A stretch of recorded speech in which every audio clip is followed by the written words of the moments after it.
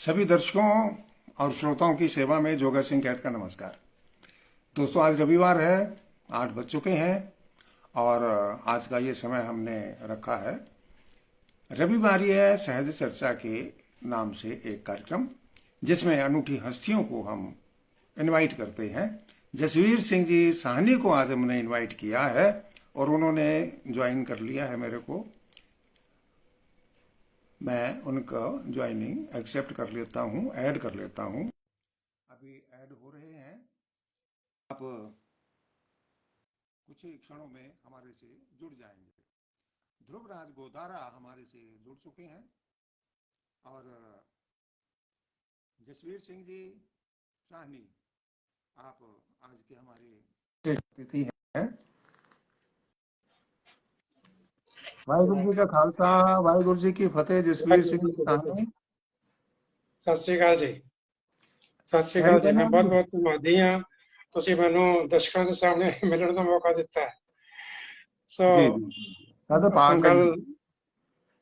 ਹਾਂਜੀ, ਅਸੀਂ ਬਹੁਤ ਅਸੀਂ ਬੜਾ ਗੱਲ ਭਾਗੀ ਕਰੀਏ। ਹਾਂ, ਤੁਹਾਡੇ ਦਰਸ਼ਨ ਹੋ ਰਹੇ ਨੇ। So nice, so nice. ਬਹੁਤ ਬਹੁਤ ਥੈਂਕ ਯੂ।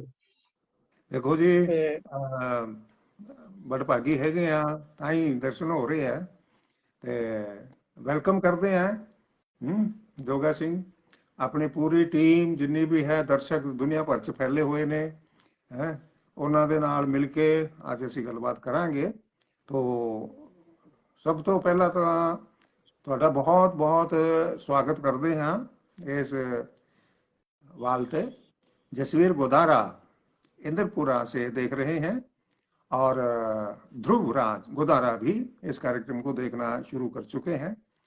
तो आज श्रोताओं, थोड़ा सा टाइम विलंब हो गया जुड़ने में, क्योंकि दिन में जसवीर सिंह जी साहनी थोड़ा व्यस्त थे, रिहर्सल के लिए समय नहीं दे पाए थे, अब जुड़ पाए हैं।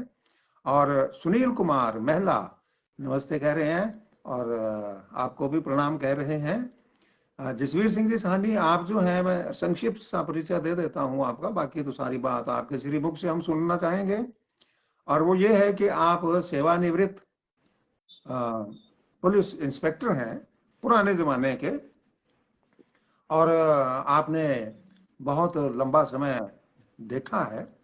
और जैसा कि चर्चा में बातचीत फोन पे बताया था कि 87 ईयर ओल्ड, लेकिन देखने में आप इतनी उम्र के लगते नहीं हैं। पहले मतलब कि अच्छे स्वस्थ लगते हैं और यही स्वस्थ की कामना करते हुए हम कार्यक्रम को आगे बढ़ाएंगे। और बलराम कटारिया, ओम पारिक, ये सब लोग आपको नमस्ते कर रहे हैं और आपको जो है अस्वीकार लिख रहे हैं। तो मैं, अगर आपका आदेश हो तो कार्यक्रम को शुरू कर लूं। हाँ, जरूर शुरू कीजिए। जी जी। सरदार जसवीर सिंह जी साहनी, आपने इतनी उम्र ली है, 87 ईयर ओल्ड, और अभी तक भी आप अपने आप को वर्किंग कंडीशन में रखे हुए हैं। तो ये हमारे लिए बहुत खुशी की बात है और प्रेरणा की बात है। और पुलिस में आपने इनविटेशन अपने जो है ना खोजी रूप में, पुलिस ऑफिसर के रूप में आपने कार्य किया है। न जाने क्या क्या खोजे हैं आपने, केस सुलझाए होंगे, वो सारी बात आज हम आपके श्रीमुख से सुनेंगे। रजीराम जी लूटिया, रमेश सिहाग जी भी आपको सत श्री अकाल, राम राम बोल रहे हैं। तो मैं क्योंकि पहले भी थोड़ा सा अपने लेट हो चुके हैं जुड़ने में, और रजीराम लुडिया भी आपको प्रणाम कह रहे हैं और बहुत सारे दोस्त हैं। और अब हम आपसे ये सुनना चाहेंगे कि आपने इतनी उम्र ले ली और आजकल के जो बच्चे हैं, आजकल के इस जमाने के, उनको अगर 200 मीटर दूर पर दुकान पर सामान लेने के लिए भेज दिया जाए तो वो कहते हैं जी मेरे को तो गाड़ी दे दो, मोटरसाइकिल दे दो, स्कूटर दे दो। ठीक है जी। जबकि आपके जमाने में तो जब आप बच्चे थे या थोड़े से जवान हुए, तो उस टाइम तो ये सारी चीजें उपलब्ध नहीं थी। तो उस टाइम इतनी दमखम थी और आज भी आपके अंदर इतना दमखम है। तो आज के बच्चों में ये दमखम गायब क्यों है जी? तो आपके श्री मुख से सुनना चाहेंगे कि ये कहाँ गड़बड़ हो रही है। जमाना जो है बड़ी तेजी से बदल रहा है, उसकी जी रफ्तार जो है बहुत तेज है। हम उस जो रफ्तार अब चली है वो हमारी वो उस टाइम पर वो रफ्तार नहीं थी। और जैसा क्राइम है, क्राइम करने के सारे ढंग बदल गए हैं टोटल। उस टाइम पर कोई और ही चीजें थी, एक चोर को दो चपेड़े मारो सब कुछ बतला दिया जाता था। आज के लोग बड़े ढीठ हो गए हैं, और इतना मतलब है, उनको इंटरोगेट करने का तरीका, उनसे पूछगिछ करने का तरीका, हर चीज हर रोज बदल रही है, हर रोज बदल रही है। इसलिए हमें, अगर हमने चलना है, कामयाबी लेनी है, तो हमें जमाने के साथ कदम पर कदम बनाना होगा, तब हम साथ में चल सकेंगे, वरना हम पीछे रह जाएंगे। जी। ये सबसे जरूरी है। तो तो आपके इन्वेस्टिगेशन में ये आजकल के बच्चे इतने बिगड़ गए हैं, उसका क्या कारण ढूंढा आपने? ऐसा है, इसके बहुत ज्यादा कारण है, एक कारण नहीं है जी एक्चुअली। ये जो बिगड़ना जब बनना है ना, कहते हैं सबके लिए माँ होती है जो सब कुछ बनाती है। तो हम सबसे पहले तो माँ को करेंगे कि माँ जिम्मेवार है, उसने बच्चे को सिखलाया नहीं है। लेकिन आज की डेट में अकेली माँ नहीं है। अगर माँ जो अगर मियाँ बीवी दोनों में से एक नहीं है, तो बच्चा डेफिनेटली बिगड़ेगा, बहुत ज्यादा चांस है उसके बिगड़ने के।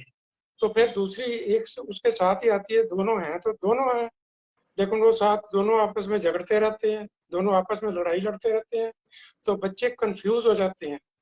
कंफ्यूज जो ब्रेन है वो कुछ नहीं कर सकता, वो बिल्कुल थोथा गना वो बन जाता है। वो जी किसी तरफ उसका उसका चलने का एक ढंग ही नहीं बनता, उसका तरीका नहीं बनता, उसकी एक लाइन ही नहीं पकड़ पाता, जिसकी वजह से वो अपना रास्ता भूल जाता है, भटक जाता है। अपने माँ बाप से कुछ लेने की बजाय फिर वो दूसरों से लेता है। जब दूसरों जी से लेता है तो गलत आदमी, गलत चीज जो है उसको अपनाना बहुत आसान है, चोरी करनी बहुत आसान है, लेकिन किसी चीज में पढ़ाई करके कुछ बनना बहुत मुश्किल है।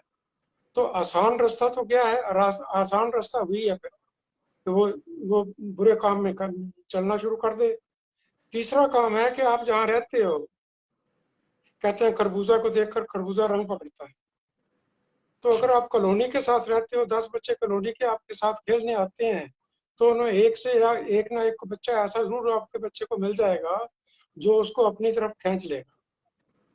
तो ऐसी बात में जो जो लाग है, जिसको हम लाग बोलते हैं, कॉलोनी में या स्लम्स के नजदीक रहते हैं, तो तब भी आपका बच्चा जो है उसके बिगड़ने के चांस जो है बढ़ जाते हैं। फिर आगे एक और बात जी आती है कि दोनों सर्विंग है, दोनों सुबह 8 बजे 7:30 बजे बच्चे को भेज के 8 बजे दोनों निकल जाते हैं, और दोनों 6 बजे आते हैं, और बच्चा आ जाता है 2:30 बजे 3 बजे। 3 से 6 बजे तक 3 घंटे बच्चे को श्योर है कि मुझे कोई नहीं देखने वाला। जी जब वो अकेला पड़ जाएगा तो वो अपने मन की बातें, मन की चीजें जो वो नहीं, उसको पेरेंट्स नहीं करने देते, जिसको रोक लगा कर रखते हैं, वो अपनी मर्जी करेगा। तो उनमें चांस है कि वो बुरे काम करने, क्योंकि बुरा काम करना सौखा है, आराम है, बड़े जल्दी हो जाएगा।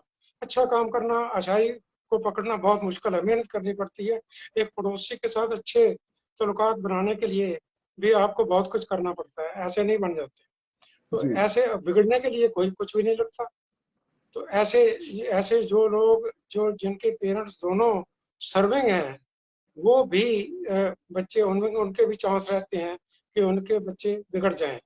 फिर अगर घर में एक भी आदमी हेड ऑफ द फैमिली जो है, सपोज जो नशा करता है, या सिर्फ परिवार में है वो ट्रिमिंग करता है, तो बच्चा उसको कॉपी करेगा। बच्चा अवश्य पहले, सबसे पहले बच्चा अपने पेरेंट्स को कॉपी करता है, उसके जी बाद अपने टीचर्स की कही बात को कॉपी करता है। तो बच्चे ने जब बच्चा बच्चे को कॉपी करने का मौका ही नहीं मिलेगा, या अच्छी तरह कॉपी नहीं कर पाएगा, तो बच्चा बिगड़ेगा। सो ये कुछ कारण हैं जिनकी वजह से बच्चे बिगड़ जाते हैं किशोर अवस्था में। जी तो आगे हम अगर नावलों की बात करें, तो मेरा पहला नावल है सो क्यों मंदा आखिए। जी सो क्यों मंदा आखिए एक कुर्बानी का लफ्ज है कि औरत जात को क्यों मंदा कहा जाए। तो मैंने इस नावल में भ्रूण हत्या, फीमेल फोर्टिसाइड के बारे में डिटेल से लिखा है। जी ये नावल एक सच्ची कहानी से निर्धारित है, उससे तल्लुक रखता है। अब सच्ची कहानी क्या है? सच्ची कहानी ये है कि एक शादीशुदा कपल, दोनों की शादी हो गई, अरेंज मैरिज हो गई, और जो कुदरती जो बाप है वो एंटी बेबी है, उसको बॉय चाहिए, गर्ल बेबी नहीं चाहिए। तो वो जब पहला बच्चा पैदा होता है, बेबी लड़की पैदा होती है, तो वो अपना बच्चा जो है अपने भाई को दे देता है। जी और उसके बाद सेकंड उसकी कंसीव होती है वाइफ, तो वो उसके लिए बहुत कुछ कुछ करता है, अल्ट्रासाउंड कराता है, कुछ भी करता है कि आगे मेरा मुंडा लड़का पैदा हो, और उसके लिए कई दवाइयाँ शुवाइयाँ खाता है, सब कुछ करता है। वाइफ ने भी उसको अश्योरेंस दे दी कि अब तो बच्चा ही लड़का ही पैदा होगा। लेकिन उसको ये भी पता है वाइफ को कि ये सच नहीं है, कुछ भी हो सकता है। लेकिन अगर कुछ भी अगर लड़की पैदा हो गई तो ये घर वाला उसके लिए क्या करेगा? उसके लिए कोसेगा, उसको बदनाम करेगा, उसको मारेगा, पीटेगा, कुछ भी करेगा। तो वो अपनी सुइसाइड करने के लिए अपना मसाला, ये सच्ची कहानी है, वो साथ में ले गई। और साथ में ले गई तो जब लड़की पैदा हुई, बाहर आवाज आई कि बेबी पैदा, लड़की पैदा हुई है, तो वो जो हस्बैंड है वो आग बगोला हो गया। उसने वहीं पर गंदी माँ बहन की गालें देनी शुरू कर दी, और उसने ऊंची कहा अगर तू इस लड़की को घर लेकर आएगी तो मैं तेरी दोनों टांगे काट दूंगा, और ओ इस लड़की को उठा के रूढ़ी के ढेर पर डालूंगा कुत्तों के खाने के लिए। और उस माँ को ये बात बर्दाश्त नहीं हुई। उसने उसी वक्त वहीं पर हॉस्पिटल के अंदर उसने जहर खाकर सुसाइड कर ली, और वो बच्ची जो थी अपनी बड़ी बहन को दे दी। और उसके जी बाद उस आदमी के खिलाफ केस बना, उसको सजा हुई, और दोबारा आया, दोबारा उसने फिर शादी की। फिर शादी की तो उसके 4 बच्चे पैदा हुए। मतलब ये टोटल 100% सच्ची कहानी है, इसमें कोई शक नहीं है। जी जी जी लेकिन वो जो लड़की जो उसने बहन को दी थी, इसकी पैदा हुई, उन्होंने उस लड़की को बतलाया नहीं कि तू अडॉप्टेड है, तेरी बहन से आई है, और तेरा बाप ऐसा ऐसा तरह ये उसने कहा था, और ये तेरी माँ मर गई। उसको बिल्कुल नहीं बताया, उसको अपना बच्चा समझ कर उन्होंने पाला। और उसके बाद उसकी एक बच्चा और पैदा हुआ, वो भी लड़की पैदा हुई उनके घर में। उन्होंने दोनों लड़कियों को इतना प्यार दिया, बहुत प्यार दिया। और उसके बाद उसकी शादी कर दी। मैं भी उस शादी में गया था। जी हमें भी ये उठते उठते सुना था कि इनका जो इनका ये लड़की है शायद अडॉप्टेड है, शायद अडॉप्टेड है, लेकिन उड़ती उड़ती खबर थी। लेकिन उन्होंने, मैं तायद करूंगा उन पेरेंट्स की जिन्होंने बिल्कुल पता नहीं लगने दिया कि लड़की जो है ये अडॉप्टेड है, ये हमारी सच्ची लड़की नहीं है। जी अल्टीमेटली जब वो बहुत जबरदस्त बीमार हुआ, तब उससे पहले उसने बहुत कोशिश की इनको तलाश करने की, क्योंकि दोनों परिवार बिखर गए, एक दूसरे से अलग अलग हो गए, एक दूसरे से मिले नहीं, मुकदमेबाजी होगी, सब कुछ होगी। तो जब 4 लड़कियां पैदा हुई तो तब उसको याद आया कि वो मेरी जो लड़की थी, अगर मैं उसको रख लेता तो ये 4 लड़कियां मेरे गल ना पड़ती, जी ये ठीक होगा। अपनी गलती को उसको पता लग गया। लेकिन उसने तलाश कर ली उनकी रहायश को, लेकिन उस लड़की के सामने जाने की उसकी हिम्मत नहीं पड़ी। जब जी वो मरने लगा तो उसने संदेश भेजा कि उनके घर में, कि उनको बोलो कि एक बार मेरी जो लड़की है वो मेरी आकर शक्ल देख जाए। लेकिन उसके जो पेरेंट्स, मासी मासड़ थे, उन्होंने बिल्कुल नकार दिया इस बात को कि हम अपनी लड़की को ये बात नहीं बता सकते। अल्टीमेटली उसकी डेथ होगी तो मैसेज आया कि उसको बोलो कि अपने बाप का मुंह देख जाए, आकर देख जाए। तब उन्होंने उस लड़की को बतलाया, और वो लड़की इतनी तड़फी ये बात सुन के कि मैं ये सुनी तो मैंने मेरे कानों में पड़ी है जैसे वो उन्होंने बतलाया था। लेकिन वो जैसे तड़फी है ना, वैसा मैं उसको नावल में ट्रांसफर नहीं कर सका। ओह, शायद मतलब है, मेरे इतने गुण उस वक्त नहीं थे, शायद आज भी ना हो, कि उस असलियत को मैं उस ढंग से मैं साबित करूं। वो इतनी तड़फी, इतनी रोई कि उसने कहा कि मैं ऐसे बाप की शक्ल नहीं देखनी चाहती। तो इस जी कहानी को लेकर, ये जो मैंने आंखों से देखी, कानों से सुनी, दूर दूर की रिश्तेदारी थी, मैंने उसी वक्त मन बना लिया आज से 30 साल पहले कि मैं इसका नावल लिखूं और मैं लोगों जी को बतलाऊंगा कि ये फीमेल फोर्टिसाइड या भ्रूण हत्या क्या होती है और लोग क्या करते हैं और कुदरत इसके साथ क्या सलूक करती है और क्या उसने सलूक किया है उस लड़की ने अपने उस बाप के साथ और उसकी रूह के साथ, मैं करूंगा। तो मैंने ये जो नावल, जो मेरा सो के मंदा आखी है, ये जो मेरा नावल है, ये जी मैंने इसी के बिना पर लिखा है। और इसमें मेरे मेरे दो किरदार हैं, एक पूजा है और एक उसका जो हस्बैंड है भगवंत है। ये दोनों कॉलेज में पढ़ते हैं। बड़ी बहन जो है इस भगवंत के साथ उसकी क्लास फेलो है, पढ़ती है। ये गांव से आता है, वो शहर की लड़की है। और उसको बड़ा उस जो पूजा की बहन है उसको बहुत ये उसके मन में है कि ये बहुत अच्छा लड़का है, गांव का लड़का है, कम बोलता है और ये बहुत अच्छा, मतलब उसके दिमाग में बहुत अच्छा ही है उसकी। और उसने अल्टीमेटली उसकी अपनी शादी हो गई। शादी के टाइम पर उसने इस लड़के को भी काट दिया और काट बुला दिया। जब ये लड़का और उसकी माँ गान गाउन जो होते हैं हमारे गाए जाते हैं शादी से पहले, उन पर आए, तो वो इस लड़की से मोहित हो गए कि ओह, ये लड़की बहुत अच्छी लड़की है। और मैं तो अगर चाहूँ तो मैं इस लड़की से, हालांकि उसी कॉलेज में पढ़ती थी। और उसके बाद उस कॉलेज में एक फीमेल फोर्टिसाइड पर एक संस्था में एक बहस हुई, डिक्लेमेशन कॉन्टेस्ट हुआ, जिसमें इस लड़की हमारी जो पूजा है इसने भी शिरकत की और ये फर्स्ट प्राइज इसने वन किया। गवर्नर के साथ इसने प्राइज लिया 50,000 रुपए। और उसके बाद वो लड़का जो है उसने अपने पेरेंट्स को मजबूर किया कि उसके साथ शादी, मेरे से शादी कर। शादी हो गई। मानती नहीं थी लड़की, लेकिन बाद में मान गई बड़ी बहन के कहने पर। शादी हो गई। शादी के बाद पहली लड़की हुई। मैंने वैसे ही नावल में दिखलाया जैसे हुआ था।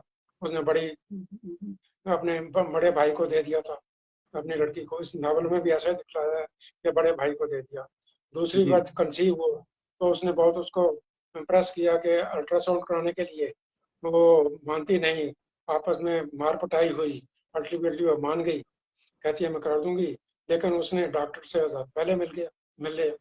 डॉक्टर को बोल दिया अगर मेरे लड़की हो या लड़का हो, मेरे हस्बैंड को लड़का ही बताना है, नहीं तो हमारी शादी टूट जाएगी, पहले टूट जाएगी। जी तो ऐसा ही हुआ, उसने लड़की देखी और लड़का बता दिया। और जब शादी हुई तो हुई जो कुछ मैंने पहले सच्ची कहानी थी वो मैंने नावल में 100% उसको रिपीट किया।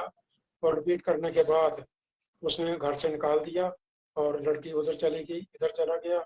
उसके बाद वो जो उसका हस्बैंड था, नावल नावल की कहानी चली है, उसको जेल हुई। जेल के बाद उसमें उसमें जेल की टोटल मैं हिस्ट्री लिखता हूँ कि जेल क्या होती है, जेल में कैदी कैसे रहते हैं, हवालाती कैसे रहते हैं, जेल अंदर में क्या है, उसमें खेल के मैदान हैं, अस्पताल है, बारके हैं, सब कुछ है, कैंटीन है, खाने हैं, सब हर चीज, सब कुछ एक नया शहर अंदर बना हुआ, बसा हुआ है। तो कैसे कैसे ड्यूटी है, कैसे चेकिंग होती है, सब कुछ है। सब कुछ डिटेल से मैंने जेल का पूरा निशाना बनाया है। उसके बाद जेल खत्म होती है, उसके बाद वो बाहर आया। बाहर जी आके जो इसके आगे एक कहानी बनती है। ये दोनों हनीमून मनाने के लिए वहाँ जम्मू कश्मीर में गए थे, श्रीनगर गए थे। वहां जाकर किसी होटल में ठहरे थे। वहां एक लड़की ऐसी थी जो सिख परिवार के लड़के के साथ शादी करना चाहती जी थी और उसके पेरेंट्स जो थे मुसलमान थे, वो उसको पीटते थे। और जब ये हनीमून बनाने गए तो इन्होंने देखा किसी लड़की को थप्पड़ पड़ा है और वो लड़की रो रही है। तो बाद में पता लगा कि वो लड़की सिख से शादी करना चाहती है और पेरेंट जो है उसको मना करते हैं, मारते पीटते हैं। उस लड़की ने इनको कहानी सुनाई सारी और उनसे अच्छा प्यार हो गया और प्यार होने के बाद ये दोनों आपस में बिछड़ गए। उसके बाद जब ये लड़का जो है, ये भगवंत, ये जब जाता है तो ये इसके बाद ये आसाम में चला जाता है। आसाम में जाकर ये उस लड़की, वो जो जो इसको श्रीनगर में मिली थी, जिसको थप्पड़ पड़ा था, उसकी सिख लड़के से शादी हो गई थी। उसने किसी अखबार में पढ़ा कि भगवंत सिंह जो उस टाइम पर कोल्ड स्टोर चला रहा था, उसको सजा हो गई है। तो उसने जी अखबार जो थी संभाल कर रखी हुई थी और बाद में कई साल बाद उसने अखबार देखी, उसमें सूट लिपटा हुआ था उसका। तो अखबार में फिर दोबारा उसने खबर पढ़ी तो उसने आया कि मैं इसको चिट्ठी लिखूं। तो उसकी चिट्ठी उसको आई थी जेल में कि मैं तुझे मिलना चाहती हूँ लेकिन मैं मिल नहीं सकती, मैं मजबूर हूँ, ये हुआ, उसने सब कुछ लिखा था। तो ये वहां पर उस लड़की के पास चला जाता है। वहां पर उसको नौकरी मिल जाती है। नौकरी ऐसी मिलती है जहाँ प्रॉपर्टी डीलर का काम होता है, बड़ा जबरदस्त, एक कंपनी का होता है, जमीन एक्वायर होती है, जमीन एक्वायर में करता है, बहुत बड़ा आदमी बन जाता है, करोड़ों रुपए आ जाते हैं। मतलब मैं ये दिखलाना चाहता हूँ नावल में कि ये जो जुर्म है, इसको कोई पैसा, कोई कोई पुण्य पाप, कोई कुछ नहीं, इसको बचा नहीं सकता कोई भी, चाहे जितना मर्जी कुछ कर ले, इसको कोई नहीं बचा सकता। तो जी अल्टीमेटली वो वहाँ की ज़मीनें बेचकर वहाँ पंजाब में आ जाता है, पंजाब में अपनी नई ज़मीन लेता है, सब कुछ करता है। और फिर उस लड़की, उसकी छोटी बहन जो है वो डाइवोर्स हो जाती है, उसके साथ शादी शादी हो जाती है। और शादी के बाद फिर उसकी भी आगे 3 लड़कियां पैदा होती हैं। तीनों लड़कियों को बड़ी अच्छी, मतलब उनकी सेवा करता है, पालन पोषण करता है, बहुत पढ़ाता है। फिर उसको शुगर हो जाती है, उसकी एक टांग कट जाती है। ओ उसके लिए वो उसकी टांग, एक टांग मजबूत टांग लगा लेता है। तो दूसरी टांग को भी फिर ऐसा ही हो जाता है।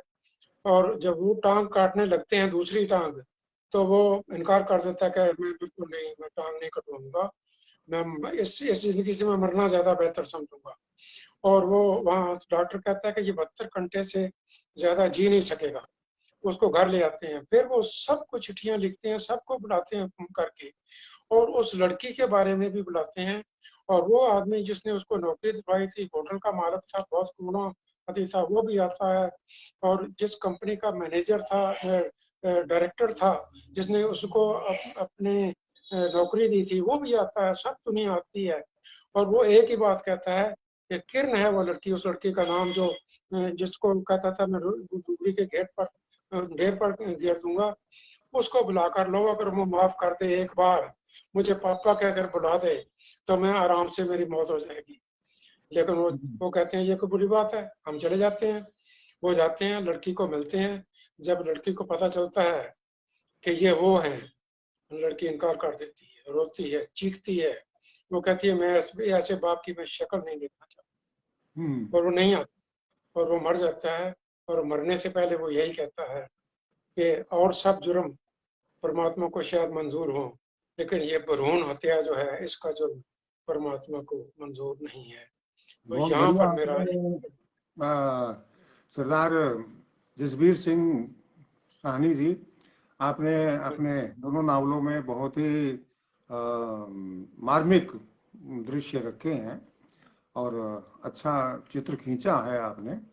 और अब अपने आपका जो मूल काम था, अ, पुलिस की नौकरी में, भागा दौड़ी में, दुनिया भर की ड्यूटी, कभी इधर कभी उधर में भी आपने लिखने के लिए समय निकाला, क्योंकि आपको ये कुछ घटनाएं देख करके आपको पीड़ा महसूस हुई, इसलिए आपने उस पीड़ा को अपने नावलों में उतारने की कोशिश की। आपने अपने मन का भार हल्का किया है, वहीं लोगों के लिए भी आपने एक दिशा निर्देश अपने नावलों के माध्यम से छोड़ा है कि भ्रूण हत्या का रिजल्ट क्या होता है।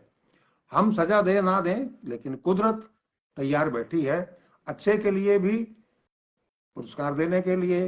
अगर गलत हो गया तो सजा देने के लिए भी बैठी है। तो अब बात को आगे बढ़ाते हुए मैं अब आपको आपकी पुलिस लाइन की तरफ ही लेके जाना चाहूंगा। ठीक है। आपने उसमें कौन कौन से ऐसे, क्योंकि आप खोजी थे, पुलिस इंस्पेक्टर थे, तो इन्वेस्टिगेशन जो हैं आपके काफी पॉपुलर रहे हैं, और उनसे बहुत सारे लोगों ने सीखा भी है। आपके बाद के जितने भी पुलिस ऑफिसर हैं उन्होंने भी सीखा है। तो उसके बारे में वो बड़ी रोचक चीज होगी कि पुलिस के क्या काम होते हैं, कैसे हैं, कैसे नहीं है। और डॉक्टर चरणजीत सिंह जी दिल्ली से हमें देख रहे हैं, आपको सत श्री अकाल कह रहे हैं जी। सत श्री अकाल जी, बहुत बहुत आपको सत श्री अकाल। हाँ जी, सुनीता बिश्नोई, प्रेम मंडा, मैं थोड़ा अब नाम पढ़ ही दूं, दो चार हैं जितने भी हमारे दर्शक। गोविंद जी हैं, सुनील गहलोत जी हैं, रघुवीर सीलन जी हैं, बनवारी लाल जी हैं, और भागीरथ जयपाल हैं, प्रेम मंडा जी हैं, और शंकर जलंधरा हैं, विनोद खोड़ हैं, जसवीर जी हैं, अगरचंद हैं, और प्रेम मंडा जी ने फिर से आपको नमस्ते बोला है, सुनीता जी बिश्नोई ने भी, श्याम मिड्ढा जी भी सो आपको नमस्ते कह रहे हैं। मैं तफ्तीश के बारे में, जो मैं आगाज जिसको बोलते हैं ना, आगाज कहाँ से हुआ, मैं आगाज के बारे में जरूर थोड़ा बतलाना चाहता हूँ। स्वागत। पुलिस की नौकरी से कुछ अरसा पहले, थोड़ा अरसा पहले, मैं अपने घर में था। मेरी छोटी बहन बनारस में शादीशुदा थी, वो हमारे घर में आई थी, और हमारे घर में उसकी डिलीवरी हुई, और उसमें बेटा पैदा हुआ। और मुझे बोला गया कि तुम जाके पोस्ट ऑफिस में जाकर उनको तार कार्य हो कि बेटा पैदा हुआ, खुशी जो है बांटो। तो मैं पोस्ट ऑफिस में गया, और मैंने पोस्ट ऑफिस में जब मैं अपनी तार लिख रहा था, तो मेरे से पीछे जो आदमी खड़ा था साथ में साइड में, उसने मुझे कहा, सर साहब बेटा मुझे जरा अपना पेन दोगे। मैं क्या, मैं लिख लूँ तार, फिर मैं आपको पेन दे देता हूँ। मैंने उसको पेन दे दिया, और मैंने अपनी तार दी, और मेरे तार जब वो हो गई, एक्सेप्ट हो गई, तो मैं अपने पैसे देकर मैं अपने घर चला आया। घर में आया तो अगले दिन मैं कॉलेज जाने लगा, तो मैंने देखा मेरा पेन नहीं है। तो मुझे बहुत महसूस हुआ, हो पेन तो मेरा वहां रह गया। चलो, कॉलेज तो मैं चला गया, लेकिन मेरा दिमाग इसी तरफ चलता रहा कि पेन मेरा उस आदमी ने लिया था, और उस आदमी को कैसे ट्रेस किया जाए, कैसे उसको मैं देखूं और मैं अपना पेन वापस लूं। तो एक दो दिन के बाद ऐसा है कि कोई भी आपको उलझन हो ना, तो आपको ब्रेन में थोड़ा सा वजन करके आपके ब्रेन को बतला दो, अपने ब्रेन को, तो ब्रेन आपको कोई ना कोई उसका सोल्यूशन जरूर बतला देता है। मेरी अच्छा। सारी तफ्तीशों में ऐसा ही हुआ है। तो मैं बहुत। आगे जाकर ना, कुछ दिन बाद मैं उसी पोस्ट ऑफिस में गया, और मैंने तार बाबू से बोला कि मैंने उस डेट की मैंने तारें देखनी है। तो वो उसने बोला कि क्या बात, क्यों देखनी है। मैंने कहा, ऐसा है कि मेरे से किसी ने पेन मांगा था, और मैंने पेन दिया था, और मैंने अपनी स्याही से मैं पहचान लूंगा कि ये मेरे पेन की स्याही है, और मैं उसका फार्म तलाश करके उसका होम एड्रेस लिखा होगा तो मैं पेन ट्रेस कर लूंगा। मेरे वाह। ये कहने पर वो बहुत हंसी आई उसको। फिर उसने कहता बेटा अंदर आ जाओ। अंदर आया तो उसने तारों में से लिपटा हुआ वो गुच्छा जो था, 40-50 तारें, वो जी। निकाल कर मुझे दे दी कि इसमें देख लो। मैं वो देखता पहले मैंने अपनी तार देखी, अपने तार का फार्म जो था वो मुझे मिल गया। तो उसके बाद मैंने उसकी पेन की शेड देखी, तो मुझे उसकी 4 शेड और मिली। फिर मैंने उनके नंबर देखे, कुछ नंबर पीछे के थे, कुछ साथ मेरे से आगे थे, कुछ पीछे थे, कुछ साथ में थे। तो मैंने एक नंबर जो मेरे बाद में था ना, उसकी स्याही बिल्कुल एग्जैक्टली मेरे स्याही के साथ मैच करती थी। तो मैंने वाह। उसका एड्रेस नोट कर लिया, और मैं उसके घर में गया, और घर में जाकर मैं बेल खड़काई। तो उसने कहा, आओ बेटा जी। मैं क्या, आपने मुझे पहचाना है? कहता, मैंने तो नहीं पहचाना। मैंने कहा, मैंने तो आपको पहचान लिया है। कहता, हाँ जी, बोलो कैसे। मैंने कहा, आपको याद होगा, आप मुझे पोस्ट ऑफिस में मिले थे, और मेरे से आपने पेन लिया था। वो कहते, हाँ जी, हाँ। ओहो, कहते हैं, सॉरी सॉरी सॉरी।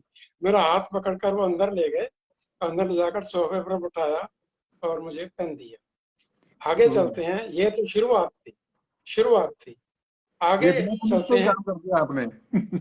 हाँ, आगे आगे चलते हैं। जी। आगे मैं सीआईडी में था।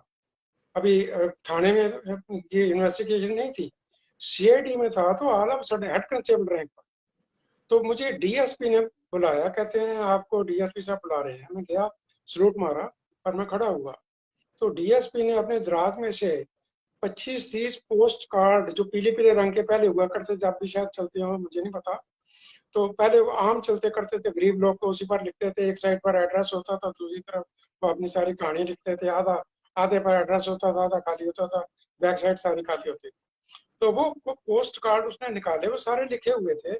तो उनमें से एक पास पोस्ट कार्ड उसने मुझे दिखलाया और ये बोला कि ये देखो, ये आदमी एक पोस्ट कार्ड रोज लिखता है Indira Gandhi, Shrimati Indira Gandhi, prime minister of India, new Delhi के एड्रेस पर। और उसमें गंदी गाली, माँ बहन की गंदी गाली लिखता है और उन गालियों को पेन से, रेड पेन से अंडरलाइन करता है। और अच्छा। नीचे कोई एड्रेस नहीं है, कोई नाम नहीं लिखता और कोई एड्रेस नहीं है, कुछ भी नहीं है। उन सब जितने वो पोस्ट कार्ड थे, वो सारे के सारे उन पर चंडीगढ़ की मोहर थी, बस उसके अलावा कुछ नहीं था। अब अच्छा। 10 लाख की आबादी में एक आदमी को जो कार्ड लिखता है, पोस्ट कार्ड डेली डालता है, उसको तलाश करना है। तो आप सोचिए आप क्या करेंगे, क्या क्या कितना आसान काम होगा उस आदमी को तलाश करना। मैं अपने आप में कोसता भी था कि मेरे साथ 2 इंस्पेक्टर भी बैठते हैं, एक सब इंस्पेक्टर भी है, 3-4 एएसआई भी हैं जो सर्विलांस के हैं, जो ये दूसरा और काम करते हैं, जो भी सीआईडी के काम होते हैं। तो ये उनको भी काम नहीं दिया, मुझे इसने दे दिया, पर चलो दे दिया तो दे दिया। तो जी। मैंने उनसे रिक्वेस्ट की, मैं कहा जी एक आदमी मेरे साथ और लगाइए। वो कहता आप जो जो आदमी सिलेक्ट करना चाहते हैं सिलेक्ट कर लो और एक आदमी साथ में लगा लेना। मैंने कहा ठीक है। मैंने एक और आदमी अपने साथ, एक कांस्टेबल को लगा लिया। और मैं कई दिन तो सोचता रहा कि मैं क्या करूं, अपने ब्रेन से पूछता रहा मैं क्या करूं। अल्टीमेटली मैंने सोचा, मैं क्या, तुम घर में ऐसे बैठने से क्या हो जाएगा, पोस्ट ऑफिस में जाओ, उस अफसरों से मिलकर कैसे मैं करूं, उनसे बात पूछना कुछ ना कुछ। तो जी। मैं senior supreme of post office के दफ्तर में गया और उसको जाकर मिला और मैंने उसको कार्ड दिखलाया। तो मुझे देखकर वो भी हंस पड़ा। वो कहता है वहां पर हमारे, जहाँ ये हमारी डाक आती है, दिन में 2 बार आती है और वहां तो ढेर लग जाता है, कम से कम 2-3 क्विंटल का। तो तुम एक पोस्ट कार्ड उसमें से कैसे निकालोगे। मैंने कहा ये निकालना तो आगे मेरा काम है ना, आप मुझे वहां तक जाने तो दो ना, मैं देखो ना वो कैसे में जाना है। चलो उसने मुझे सॉर्टिंग हाउस जो ऑफिस था उसमें मुझे भेज दिया और सॉर्टिंग हाउस वालों को बोल दिया कि इनको कोऑपरेट करना है। मुझे कुर्सी जी। मिल गई और मैं जहाँ पर वो आकर थैला लेकर आते थे और थैला उठाते थे, तो उनके मैं थैले सारे चेक करता, शायद कोई एक कार्ड मुझे मिल जाए। कम से कम 1 हफ्ता मेरा गुजर गया। अल्टीमेटली एक थैले में से मुझे एक दिन वही कार्ड मिल गया। तो मैंने उससे पूछा भी तू कहाँ से लाता है ये डाक अपनी। कहते मैं तो 18 सेक्टर से लाता हूँ।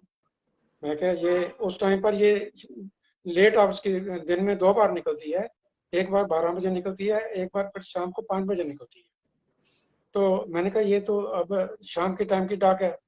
तो कहता हाँ ये 3 से 5 बजे तक की डाक है, लेकिन ये पता नहीं कि ये डाक, ये जो तुम कार्ड कह रहे हो, ये रोज इसी जगह से निकलता है या किस डाक खाने से निकलता है या किस पोस्ट ऑफिस से निकलता है, कहाँ से निकलता है। वो आदमी जो डालता है को बांधा हुआ थोड़ा है कि वो एक ही दिन डालेगा। मैं कहा चलो ये तो अगली बात है ना, तुझे तू मुझे बतला ना कि तू कहाँ कहाँ से उठाता है, कहाँ कहाँ से करता है। कहता है मैं 18 सेक्टर करता हूँ, 20 डोबड़ा है जिनमें से निकालता हूँ। तो मैंने उसको बतलाया कि ये कार्ड जहाँ से निकले उस ढोल का मुझे बतला देना, आगे मैं मेरा काम है। तो उसने 5-7 निकाल दिया, कुछ बात ना बनी। अल्टीमेटली मैं उसके साथ गया तो सब डोरों में से निकालते एक डोर में से वो कार्ड निकला है। मिल तो गया। मुझे ये पता लगा इस डोर में से निकलता है। फिर अगले दिन फिर मैंने गया, फिर भी उसी उसी डोर से निकला। तो मुझे ये ढोल पक्का हो गया कि इसी ढोल में आदमी रोज डालता है। अब उस ढोल में तो रोज 100 आदमी रोज डालते हैं, 100 आदमी में से एक आदमी में कैसे निकालूं। फिर मैंने दूसरे आदमी जो मेरे साथ था, मैंने उसको साथ लिया। वो जिस जगह पर ये ढोल फिक्स था उसके पीछे एक साइड पर तो मकान थे, दूसरी साइड जो थी लॉन था, खाली था। तो हम लॉन में बैठ जाए, सर्दी का मौसम था, हम लॉन में बैठ जाए, तो लोग आए और अपना पोस्ट कार्ड डालें और चले गए, हम देखते रहे, कुछ भी पता न लगे। फिर हमने सोचा, तरकीब सोची कि हम जो कम से कम 15 से 30 साल के लोग हैं ना, उनकी निगरानी करें। जो बूढ़े आदमी आते हैं, बच्चे आते हैं, औरतें आती हैं, उनको छोड़ दें, उनको दें और उनके हुलिये नोट करें। हमने हुलिये नोट करने शुरू किए और सबसे ज्यादा हम ये देखते कि पैरों में क्या पहना है, क्योंकि कपड़े तो रोज बदलेगा लेकिन जुत्ती नहीं बदलेगा।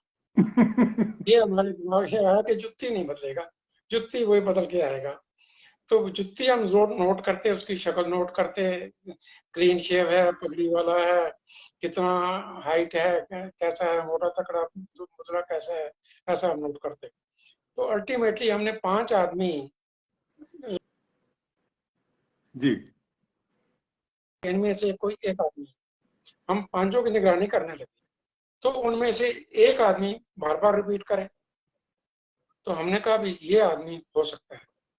फिर उससे अगले दिन हमने सोचा कि इस आदमी का पीछा करेंगे, आप ये जाता कहाँ है। हम वो जब आदमी आया, उसके मत्थे पर टीका लगा हुआ, 30-32 साल की उम्र, और वो आया और पोस्ट कार्ड पोस्ट उसमें डाल के वो चल दिया। हम उसके पीछे चल दिए, पीछे चलते चलते चलते सड़क पे आगे जाके गली में पड़ा, और आगे जाकर बाहर से पौड़ियां जाती थी ऊपर, फर्स्ट फ्लोर में चला गया। उसके बाद बोर्ड लगा हुआ था खेती बाड़ी दफ्तर पंजाब। तो हमने वो देख लिया। हमने सोचा कि ये क्लर्क है, वहां पर जाता है, वहां से आता है। तो हमने कहा हम कल पकड़ेंगे इसको। तो हम घर में चले गए। बड़ी खुशी है कि हम ना उस आदमी के नजदीक पहुंच गए। अगले दिन हम देखे, हम उसकी तरफ देखते रहे, भी उस तरफ से आएगा। तो हमने देखा वो आ रहा है आदमी, इंच बाय इंच आ रहा है आगे। जैसे आता गया हम भी थोड़ा थोड़ा नजदीक होते गए। जो ही वो पोस्ट ऑफिस के नजदीक आकर उसने पोस्ट कार्ड निकाला, हमने उसको पकड़ लिया। पकड़ गया तो देखा तो वही पोस्ट कार्ड था उसके हाथ में, वही गंदी गाली उसमें लिखी हुई सब कुछ। उसको पकड़ के हम उसके दफ्तर ले आए। दफ्तर लाकर उसका पोस्ट कार्ड जो था उसके ऑफिसर को दिखलाया। उनका दे ये देखो करतूत उसकी। उसने लाल आंखें कर ली और कहता है इतना बेशर्म आदमी, इतना नॉनसेंस आदमी, ले जाओ इसको पकड़ कर। मैंने उसी के फोन से मैंने डीएसपी को फोन किया। हमने कहा जी हमने आदमी पकड़ लिया है, अपनी जीप भेजो और पुलिस वाले भेजो। उसने उसी वक्त थाने में फोन किया। 2 पुलिस वाले आए, वर्दी वाले, और दोनों आकर उसको पकड़ के थाने में ले गए। मुकदमा चला, सजा हुआ। उसके बाद मैं तो उसके बाद कम से कम मैं 27-28 साल में चंडीगढ़ में रहा हूँ। मुझे पता है जब भी कोई वीआईपी, कोई प्रेसिडेंट या प्राइम मिनिस्टर आता था, तो उसको जब उसकी सजा पूरी होगी तब भी उसको घर से पकड़कर ले आते थे 2 दिन पहले, और उसको अच्छा, थाने में उठा लेते थे। और उसको करते, आरएसएस का मेंबर था, टिक्का लगा हुआ था। मैंने उससे पूछा था कि ये क्यों करता है। कहता है ये सारे बदमाश लोग हैं, ये हमारे हिंदुस्तान को बेच देंगे। हमने एक हिंदुस्तान बनाना है, राष्ट्रीय भारत बनाना है, ये करना वो करना है, ऐसे ऐसी बातें बताता था। तो ऐसे हमने पोस्ट कार्ड घेरने वाला आदमी जो था, हम उसको पकड़ लिया। तो मेरा दूसरा एक केस है जो बहुत जर्नल्स में भी छपा है, मनोर कहानियों में भी छपा है। जी, उसकी कहानी थोड़ी डिफरेंट है। ऐसा है कि मैं ये जो पोस्ट कार्ड वाली कहानी हुई ना मेरी, उसके बाद मेरे डीएसपी की रिकमेंडेशन से मुझे एएसआई प्रमोट कर दिया। मैं एएसआई अच्छा, प्रमोट होके, हाँ, पुलिस स्टेशन सेंट्रल में 17 सेक्टर में मैं एएसआई लग गया। तो वहां पर डाक आती है, हर रोज डाक आती है, उसमें 2-4 कागज हर एक को मिलते हैं। उसमें मार होते हैं, कोई केस होता है, कोई कंप्लेंट होती है, कुछ होता है, कई चीजों के जवाब देने होते हैं। तो कागज आते हैं। तो मुझे एक एक कंप्लेंट मुझे मिली, जो मैंने देखा कि फ्रांस का आदमी था, उसका नाम था स्टुचलक गहरर। तो फ्रांस का। उसकी कंप्लेंट थी। और मैंने देखा कि उन दिनों में हमारा एसएसपी वो था एमएल बनोट, और उसके बनोट का उसके ऊपर लिखा हुआ था let it be quickly investigated. तो हम्म ये मैंने देखा, ये जब जिस दिन मुझे मार हुई थी, उस उससे 2 महीने पहले बनोट ने उस पर ये बात उसकी लिखी हुई थी। 2 महीने निकल चुके थे, और इन 2 महीने में ये एक सब इंस्पेक्टर को मार हुई और एक एएसआई को मार हुई। दोनों ने लिख दिया कि हमारे इलाके में जितने गेस्ट हाउस हैं, हमने तलाश कर ली हैं हमारे इलाके में, ये जो फॉरनर है ये हमारे इलाके में किसी गेस्ट हाउस में नहीं ठहरा। तो अल्टीमेटली मैं 21 सेक्टर का मैं इंचार्ज था, मुझे तो मार्क हो गई। अब मैं रोज देखूं, शाम के टाइम पर जब मैं घर में जाऊं तो मैं कम से कम 5-4 में गेस्ट हाउस में घुस पाऊंगा। उसमें डेट लिखी हुई थी 21 दिसंबर थी शायद डेट 1970 की। तो मैं रोज उनमें देखूं, मैं गेस्ट हाउस उसको चेक करूं, वो डेट देखूं और उसमें कैरेट की डेट हो, उसको उसकी एंट्री हो, मुझे नहीं मिली। अल्टीमेटली मेरे ब्रेन ने मुझे बतलाया कि खाम खामे टकरे क्यों मार रहा है। एसपी ऑफिस में एक सिक्योरिटी ऑफिस है जिसमें सारे फॉरेनर जो हैं बाहर से आते हैं वो रिपोर्ट करते हैं, और जहाँ किसी होटल में या रेस्टोरेंट में जहाँ भी ठहरते हैं उसमें उनको मिलती है, उनको लिमिट में जाना पड़ता है। हम तो ना हम तो बैटरी गई, वो वो हेलो, आवाज आ रही मेरी? हाँ जी, आवाज फोटो सब सही आ रही है आपकी। वो हम तो ना चार्जर मेरा वो उसमें मैंने देखा, उसमें उसमें ये मेरे सोच में है कि सिक्योरिटी हाउस में मैं क्यों ना चला जाऊं। तो मैं सिक्योरिटी हाउस में गया। सिक्योरिटी हाउस में जाकर मैंने अपना उससे पूछा क्लर्क से कि ये सोशल गैरट है, फ्रांस है, इसको मैंने ट्रेस करना है। तो जो ही मैं उसको ट्रेस कर रहा था तो उसने उसे इमीडिएटली बतला दिया, ये गैराट गेस्ट हाउस सेक्टर की 1226 सेक्टर 21। तो मुझे पता लग गया, गेस्ट हाउस का पता लग गया। मैं गेस्ट हाउस में आया। गेस्ट हाउस में अमताज अमताज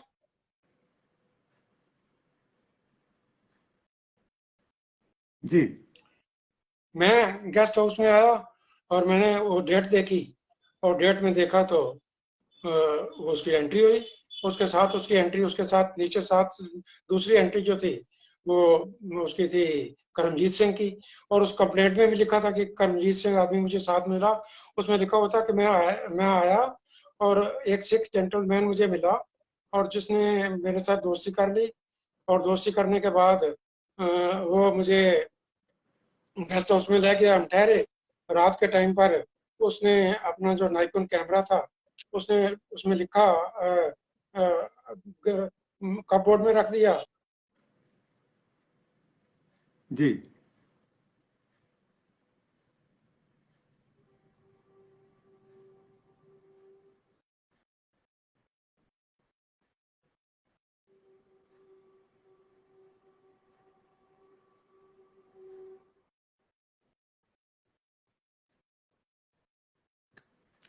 मेरी आवाज आप तक आ रही है सरदार जसबीर सिंह जी?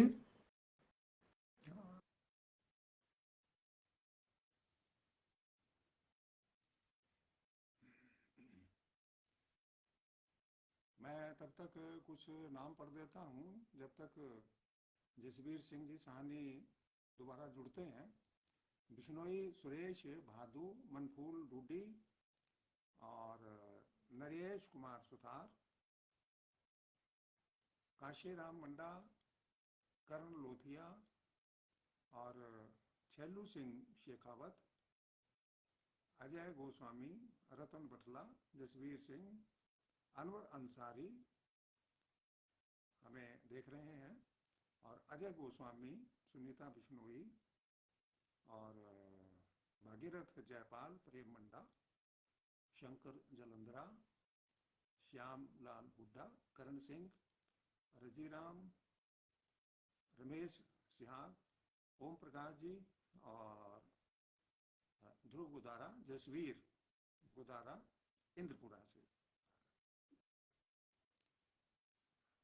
सरदार जसवीर सिंह जी, अगर आप आवाज़ सुन रहे हैं तो डिस्कनेक्ट हो गया, जैसे आप पहले जुड़े थे तो आप उसी तरीके से दोबारा जुड़ जाइए। जसवीर सिंह जी भी आगे हैं, पृथ्वीराज बरोड़ भी आगे हैं, शेषपाल मेहरडा भी देखना शुरू कर चुके हैं। और मैनपाल डूडी ने सुपर बताया है कार्यक्रम। और अभी जसवीर सिंह जी हमें अपने कुछ बता रहे थे, खोज खबर वाली कैसे इन्वेस्टिगेशन किए हैं इन्होंने, तो उनको जो है आपके सामने रख रहे थे। बड़ी रोचक बातें थी और बड़े रोचक ढंग से उसको जो है इन्होंने सुलझाया है, और बड़े आराम से सुलझाया है, सहज भाव से। और जहाँ तक मेरे को लगता है कि जसबीर सिंह जी में जो सहजता है वो ही इनको विजय श्री दिलवाती रही है। और हाँ जी, जसवीर सिंह जी आप दोबारा जुड़ जाइए। अभी आपको इनविटेशन दे रखा है, मैंने देख लिया है, आप ऑलरेडी इनवाइटेड हैं। दोबारा आप जुड़ जाइए।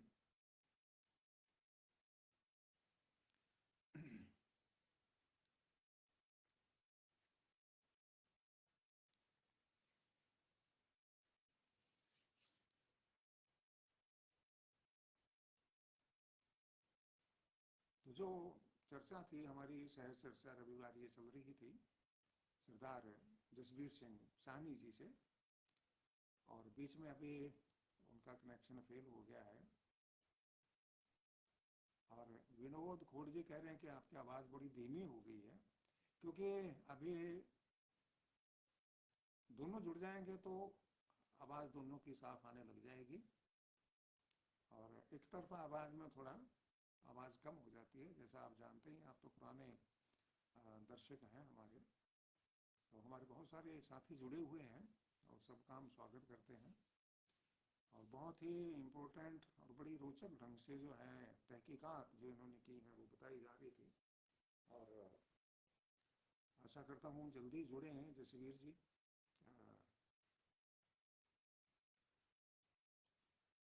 हाँ जी,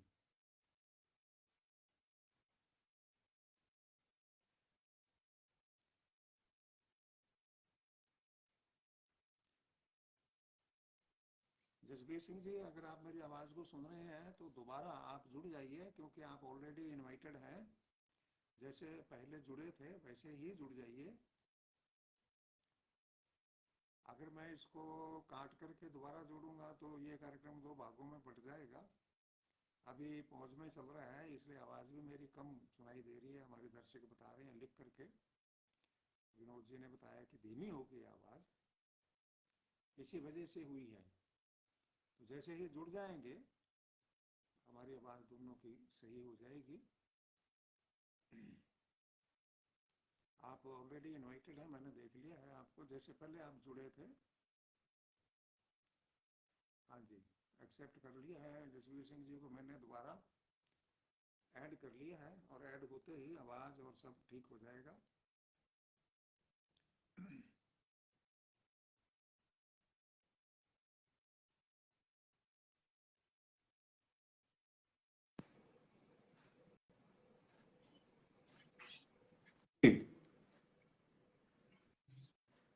बीच में हाँ जी, कनेक्शन फेल किसी हो गया कारण से था। कनेक्शन काट गया था हमारा। हाँ जी, हाँ जी, हाँ जी, कोई बात हेलो नहीं। Hello hello hello. हाँ, आपकी आवाज़ बिल्कुल सही आ रही है। मेरी आवाज़ मिल रही है आपको? हाँ, मिल रही है, मिल रही है। हाँ हाँ, जी, तो ऐसा है कि मैंने वो जो गेस्ट हाउस है मैंने ट्रेस कर लिया। अब गेस्ट हाउस में वो जो उसका रजिस्टर था उसमें एंट्री मिल गई, और एंट्री के बाद मैंने उसको बोला कि ये करमजीत सिंह, वो कहता है मैं तो नहीं जानता इसको। तो मैंने उसका रजिस्टर जो पीछे से खोला तो मुझे 2 एंट्री और मिल गई करमजीत सिंह के नाम की। मैंने कहा तू जानता कैसे नहीं? मैंने उसको बोला थाने में आ मेरे पास। उसको खींचा और रजिस्टर में उसका साथ ले गया, और थाने में आया। तो फिर जब थोड़ा जो उसको प्रेस किया तो उसने कहा जी मुझे तो एक माई स्टूडियो था 20 सेक्टर में, वो उसने आकर इंट्रोड्यूस करवाया था इसके, ये इसके पास अच्छे ग्राहक आते हैं, तुम्हारे पास आता रहेगा, इसको कुछ ना कुछ बीच में से दे दिया करना। तो ऐसे, तो मैं फिर माई स्टूडियो के पास गया, एक सरदार था 20 सेक्टर में था। मैंने उसको बोला, पहले तो ना नुकर करे। मैंने कहा मुझे नहीं पता, तू कैसे उसको लेकर गया वहां पर? तू उसको जानता है तभी लेकर गया? कहते मैं उसको इतना जानता हूँ कि वो कैमरों के बारे में उसको बहुत ज़्यादा नॉलेज थी, और वो 18 सेक्टर में कहीं रहने वाला है। मैंने कहा ऐसे बात नहीं चली कि 18 सेक्टर में 4000 मकान है, मैं उसको कैसे तलाश करूंगा। तो मैंने उससे पूछा, मैंने कहा कोई फोटो कभी तेरे पास उसने खिंचवाई हो? कहता फोटो खिंचवाता रहता था मेरे साथ। मैंने कहा मुझे फोटो तलाश करके दो। तो 5-4 दिन के बाद मैं दोबारा गया तो उसने मुझे 3 फोटो निकाल कर दी, बड़े अच्छे साइज की। तो मैंने फोटो ले ली। अब मैं फोटो तो मेरे पास आ गई, लेकिन मैं उसको तलाश कैसे करूं। उसके बाद एक दिन मैं ड्यूटी अफसर था, तो मेरे पास एक आदमी आया, उसने बोला कि मैंने एसएचओ साहब को मिलना है। मैं कहा क्यों, क्या बात, क्यों मिलना है? कहता मुझे जरूरी काम है। मैं कहा एसएचओ साहब तो छुट्टी पर हैं, आज नहीं आएंगे। कि वो उसको बहुत उसने ठंडा सांस लिया। मैं कहा क्या बात, क्या होगी? कहते मेरी स्टूडियो है 17 सेक्टर में। तो मैं कहा तेरा को कैमरा तो नहीं चोरी हुआ? तो हो, कैमरा तो चोरी हुए हैं मेरे। तो मैं क्या, फिर मुझे बतलाओ ना। एसएचओ को पूछता है तो मुझे बतलाओ। कहता है करमजीत सिंह है, उसने मेरे कैमरे चोरी किए हैं और वो अब होटल में रोटी खा रहा है, तो तुम चलो अगर उसे पकड़ो। मैंने उस वक्त दो सिपाही लिए, साथ में गया, और मेरे जाने से पहले वो 3 व्हीलर पर निकल गया। मैंने होटल वालों से पूछा तो उन्होंने कहा जी अभी 3 व्हीलर पर बैठ कर मियाँ बीवी दोनों थे, दोनों गए हैं। मैंने पीछा किया उनका, मुझे तो लाइटें रुकती रही, लाइटों में पता नहीं रुका या नहीं रुका। 18 सेक्टर में जाकर वो मिसप्लेस हो गया, चला गया। मैं बड़ा परेशान था, अब मैं क्या करूं। उसके बाद मैं कई दिन सोचता रहा, फिर मैंने सोचा कि मैं लोगों से क्यों ना पूछूं कि ये आदमी कभी आपने देखा है। तो अल्टीमेटली जहाँ 5-4 आदमी खड़े होते, मैं उनसे ये बात कहता कि ये आदमी पीजीआई में बेहोश पड़ा है, एक्सीडेंट हुआ है, तो मैं इसकी तलाश करना है, बहुत अफसर हूँ, तो इसका देखा हो कभी आपने, मैं इसका घर पता हो। तो अल्टीमेटली एक ग्रुप था आदमियों का, उनमें एक लड़का बोला कि हाँ मैं जानता हूँ, ये गली में इसका आखिर का लास्ट वाला मकान है। तो मैं वहाँ गया तो मैंने मकान देख लिया, 1138 सेक्टर 18। तो उस वक्त मैं अकेला था, फिर मैं उस बाद में 2 सिपाही लिए, उनके घर में रेड किया। तो वो पहले उसकी कोई लड़की आई, तो वो कहती है मैं भेजती हूँ बाहर, लेकिन जब थोड़ी देर लग गई तो वो कहते हैं नहीं अंदर नहीं है वो। हम भाग कर अंदर बढ़ गए। अंदर बढ़े तो हमने तलाशी ली, तो छलांग मारकर पिछली दीवार से कूद कर भाग गया। हमने बहुत पीछा किया, मिला नहीं। हमने सर्च की तो 2 चिट्ठियां स्पिरिचुअल गैरट की, फ्रांस से लिखी हुई, बरनाला के एड्रेस की, और वो रीडायरेक्ट होकर इसके पास आई हुई, हमें मिल गई। हमने कहा ये स्टोर तो यही है। तो हम उस दिन तो चले गए। फिर हमने मेरा जो सेंसर करते थे वो मेरे सीआईडी के मेरे वाकिफ थे। हमने सेंसर वालों को बोला, मैंने कहा इस मकान की सेंसर करो, जो चिट्ठी आती जाती है। तो इनके घर में कोई चिट्ठी आती जाती कई बार से आए, घर में 2 बार रेड किया, नहीं मिला। तो हमें पता लगा कि ये इसका बाप जो है हाई कोर्ट के बहुत बड़े वकील का मुंशी है। तो अल्टीमेटली ये पता लगा कि इनके घर में शादी है, थोड़े दिनों में इनकी लड़की की शादी है। तो जब हमने उनके घर के आसपास हमने देखना शुरू किया, सर्विलेंस शुरू की, तो वो शिकायत लेकर एडवोकेट को लेकर, दारा सिंह एडवोकेट था, उसको लेकर एसएसपी को मिले। कहते हमारे घर में शादी है और पुलिस वाले हमें तंग करते हैं और हमारे घर के रोज आगे पीछे खड़े रहते हैं। उसने डीएसपी को बोला, पूछो वो कौन पुलिस अफसर क्यों जाते हैं इनके घर में। डीएसपी ने मुझे बता दिया, मैंने सारी बात बताई। मेरी बात सुन के हैरान हो गया, कहने तुमने ऐसे कैसे ट्रेस कर लिया, कमाल के हो गया। कहता तूने पर्चा नहीं दर्ज करवाया? मैं मैंने नहीं दर्ज करवाया, अभी तो कंप्लेंट है मेरे पास। कहता है पागल, पर्चा दर्ज करवा इसके खिलाफ, एफआईआर दर्ज करवा, और ये मिल जाएगा, अब कहीं नहीं जाता। मैंने एफआईआर दर्ज करवाई, शादी हो गई उनकी। शादी के बाद मुझे बोला कहाँ मैं पेश करूँ, मैं मेरे घर। कहता नहीं मैं डीएसपी के पेश करूंगा। डीएसपी पेश किया, वहां जाकर मैंने उसको गिरफ्तार कर लिया। गिरफ्तार करके मैंने पेश किया कोर्ट में। कोर्ट में मैंने रिमांड ले लिया। रिमांड लिया तो उसने बोला कि मैंने पटियाले में बेच रखा है।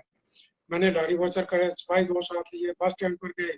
जब बस स्टैंड पर गया तो वो पड़ा, कहता मैंने झूठ बोला है। मैंने कहा झूठ कर सच क्या है? कहता ये एक्चुअल ये जो कैमरा है, नाइकॉन कैमरा, जो फ्रांस वाले का है, ये तो मैंने दिल्ली बेच रखा है। यहाँ पर जो 17 सेक्टर से चोरी किया था वो मैंने पटियाला में बेचा है। हमने कहा कोई बात नहीं, पटियाला जाएंगे। फिर कहता आप थोड़ी सी मुझे अफीम दे दो किसी तरफ से, फिर मैं आपको सारी सच्ची सच्ची बात सब बतला दूंगा। मैंने अपने उस भाई को बोला, एक अफीमची था जो अफीम खाता था, मैंने उसके पास भेजा, छोले के दाने के बराबर अफीम जाकर उसको अफीम दे दी और हम चले गए, पटियाले में गए। पटियाले से हमें 17 सेक्टर वाला नाइकॉन कैमरा जो था वो चोरी किया हुआ बरामद हो गया। उसके बाद हमने दोबारा उसका और रिमांड लिया, दिल्ली लेकर गए, सारा कुछ हमने बरामद कर दिया, उसके लेंस भी बरामद कर दिए, कैमरे भी बरामद कर दिए, कम से कम 1 दर्जन कैमरे बरामद। उसके बाद हमने वापस आकर उसका चालान बनाया, उसके वकील तारा सिंह ने चालान देखा, उन्होंने कहा इसको कन्वर्जन कर ले तो इसमें बच नहीं सकता, क्योंकि डॉक्यूमेंट्री प्रूफ था हमारे पास हर चीज का। तो मैंने उससे पूछा जेल जाने से पहले कि ये तूने खाना कैसे शुरू किया अफीम?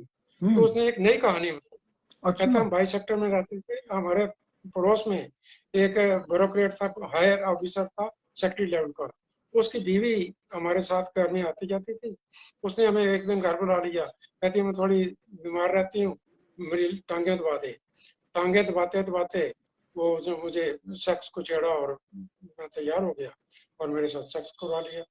और सेक्स के बाद वो दूध मुझे देती और उसमें अफीम डाल कर देती और मेरे से सेक्स करवाती और मैं अफीम खाने का आदी हो गया। और ऐसे वो जो हमने सारा सामान जो बरामद किया था, हमने फ्रांस में एम्बेसी को जरिए उसको वापस किया। तो आगे आगे बात आती है टॉर्चर की। हाँ, मैं टॉर्चर वही आप पूछना सुनिए। चाहता था, आपने इसको कोई टॉर्चर नहीं किया? अब ये आपके कुछ डिग्रियां होती है ना कई। हम्म। हाँ हाँ, कोई पहली ऐसा क्लास है, की, दूसरी के, ये तीसरी के, 3 चौथी का किस्म के क्या होती टॉर्चर है होते ये? हैं। कितने प्रकार की होती हैं डिग्रियां? मैं हाँ, मैं आपको बतलाता हूँ। टॉर्चर 3 किस्म के बोले जाते हैं। एक तो टॉर्चर है कि वैसे ही बुलाकर गाली गलौज कर दो तो उसको उससे पूछताछ कर लो। दूसरा नंबर 2 डिग्री का होता है कि उसको फिजिकली तो कुछ नहीं कहना, लेकिन वैसे उसको तंग करना है, कैसे उसको सोने नहीं देना, उसको 3 रात कंटिन्यूसली सोने नहीं देना, या उसको बिठा देना है, कुर्सी के साथ बांध देना है, उसके आसपास लाइटें जला देनी है। तो ये है मेंटल टॉर्चर, जी। ये 2nd डिग्री का मेंटल टॉर्चर। तीसरा है 3rd class torture, 3rd degree torture. 3rd degree torture की बहुत बड़ी कहानी है। 3rd डिग्री टॉर्चर आप मनुस्मृति पढ़ो, आपको मनुस्मृति में 3rd डिग्री टॉर्चर मिलेगा। अच्छा, उसमें कैसे मिलेगा? हाँ हाँ, 3rd डिग्री टॉर्चर, बिल्कुल। ये तो मैंने पुरानी बातें मनुस्मृति होती सारी हैं। पढ़ी, 2 बार पढ़ी है। मनुस्मृति में लिखा है कि शूद्र अगर किसी पर पेशाब कर दे तो उसके पेशाब की नली काट दो। अच्छा। अगर वो किसी पर थूक दे तो उसके बोल काट दो। तो ऐसी सजाएं उसमें लिखी है। फिर उसमें और लिखा है कि अगर पंडित चोरी कर ले, ब्राह्मण चोरी कर ले, तो उसको ब्राह्मण जी सच सच बतला दीजिए। अगर इसी तरह जो खत्री है, क्षत्रिय है, वो चोरी कर ले तो उसको बोलना है राजन जी सच सच बतला दीजिए। अगर ये शूद्र चोरी कर दे तो उसके हाथ में आग रख देनी है और वो जल जाए तो वही चोर है, या उसको पानी में डुबो देना, अगर डूब जाए तो वही चोर है। ऐसा मतलब 3rd डिग्री तो आज से 2000 साल पहले से चालू है, होती है। और आज के दिन में सारी दुनिया में समेत डेवलप कंट्रीज, इंग्लैंड, अमेरिका या रशिया, सब कंट्री में टॉर्चर जो होता है 3rd डिग्री है, ये बिल्कुल होती है।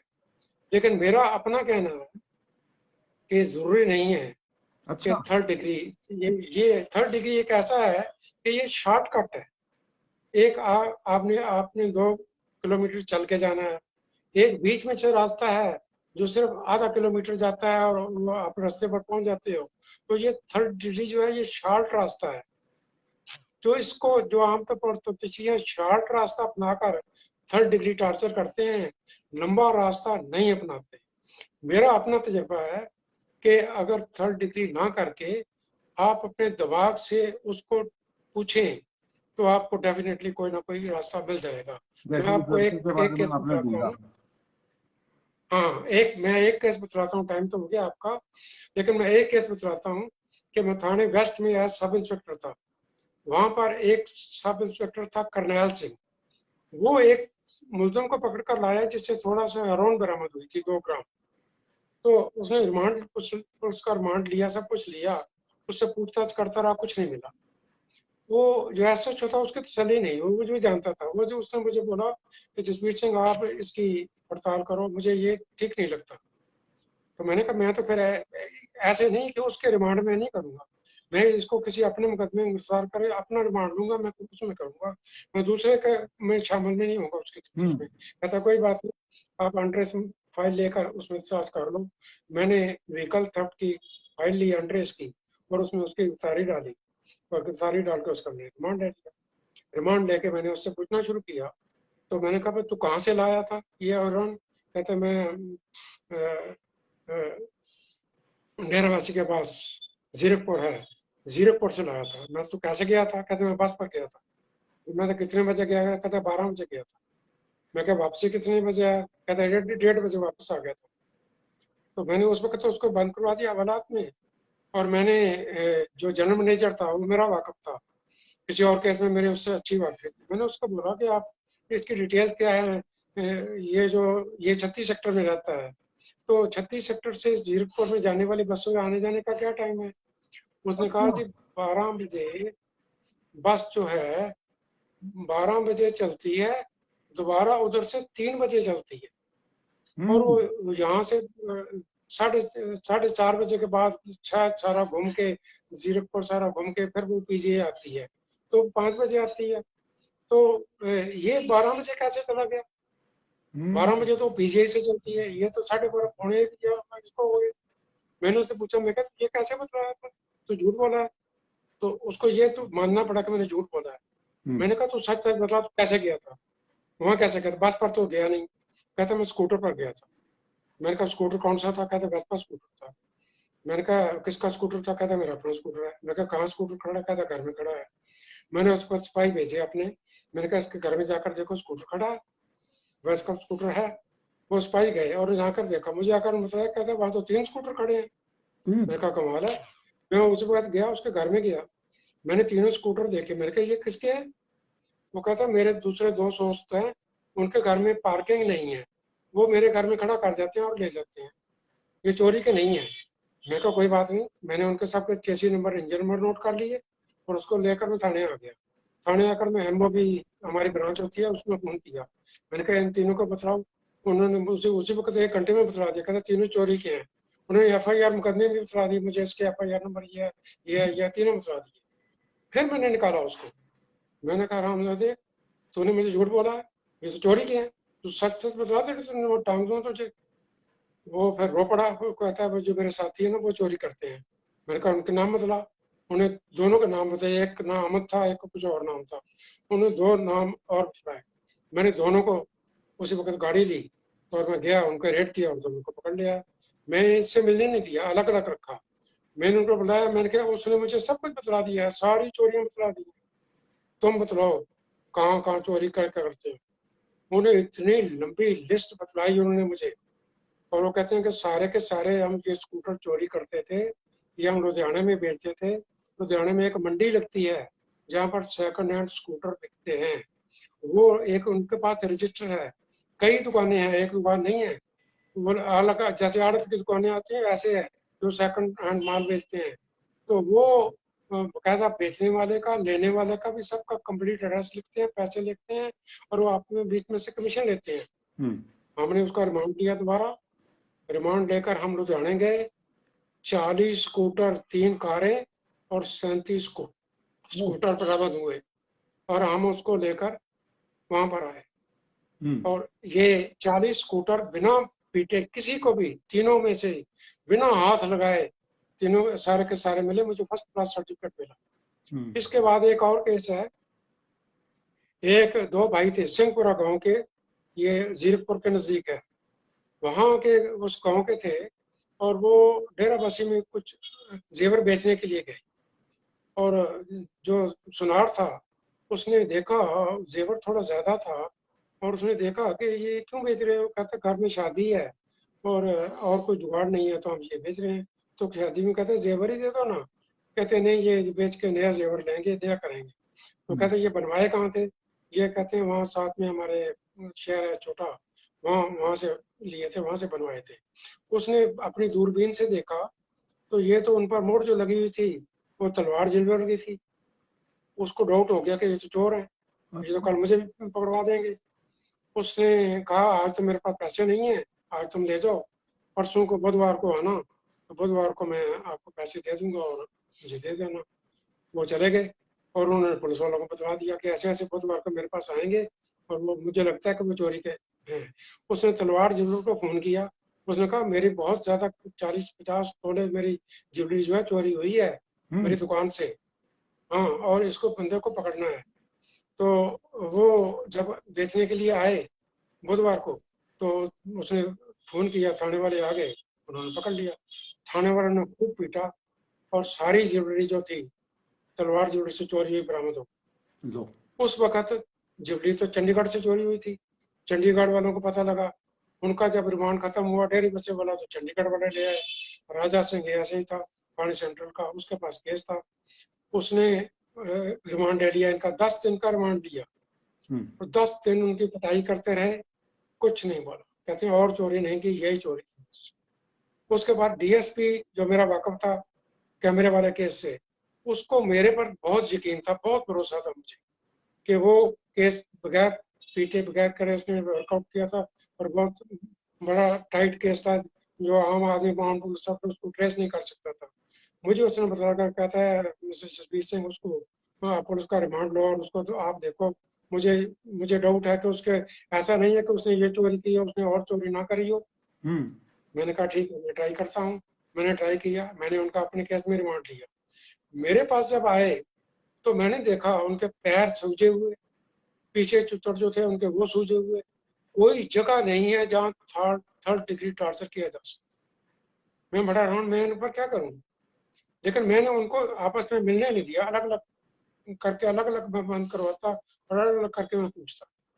अल्टीमेटली तीसरे दिन मैंने उन दोनों को इकट्ठा कर दिया एक अपने कमरे में, और अपने दराज में मैंने अपना टेप रिकॉर्ड रख दिया और उसको ऑन कर दिया। और मैंने उनको बुलाया कि तुम आपस में सलाह कर दो, क्या बतलाना है क्या नहीं बतलाना, और क्या क्या बतलाना है क्या किया है, और फिर बाद में बात करूंगा। उस कमरे की एक छोटी सी मोरी थी, वहां मैंने एक कंस्टेबल चला दिया, मैं नजर रखना कहीं सुसाइड ना कर जाए, कुछ और ना कर दें। वो देखता रहा।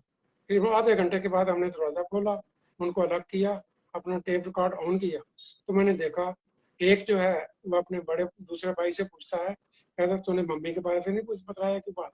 कहता नहीं मैंने नहीं बताई। तो मैं तेरे से पूछा नहीं, मैं क्या पूछा है, लेकिन मैंने मम्मी की बात नहीं बताई। हमें पता लगा something is wrong with mummy also.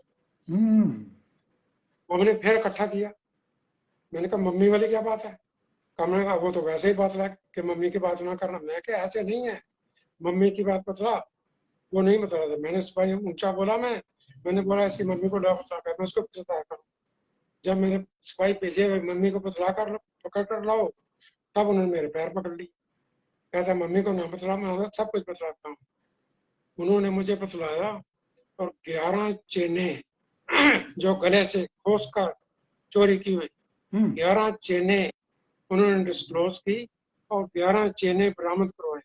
और सारी की सारी चंडीगढ़ पीजे की नर्सों की चोरी की हुई, उनसे खोसी हुई। और उनका तरीका यह था कि दोनों भाई, एक भाई पीजे के अंदर चला जाता था जहां से नर्सें निकलती थी, और एक चोर रास्ता था जहां से नर्सें बाहर जाती थी आती थी, आम रास्ते से नहीं निकलती थी। वो ईस्टर्न साइड पर उसके छोटी दीवार थी, उसमें से निकलती थी। तो वो देखता रहता, जब कोई उनकी छुट्टी होती, उनका टाइम बदलता, तो वो देखता जिस नर्स के चेन डाली होती उसके पीछे पीछे आ जाता। जब वो क्रॉस करता उसको गेट को, तो वो जो बाहर खड़ा होता था भाई, उसका दूसरा भाई, वो झपटा मार के चेन लेके निकल जाता।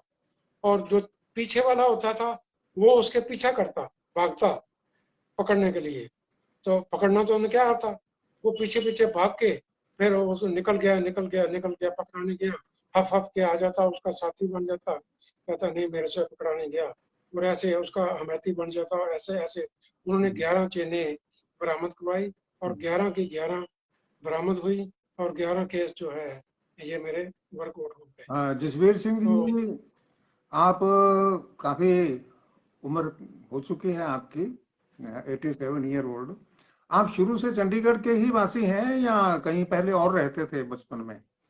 नहीं, मैं ऐसा है, हम पाकिस्तान से आए हैं।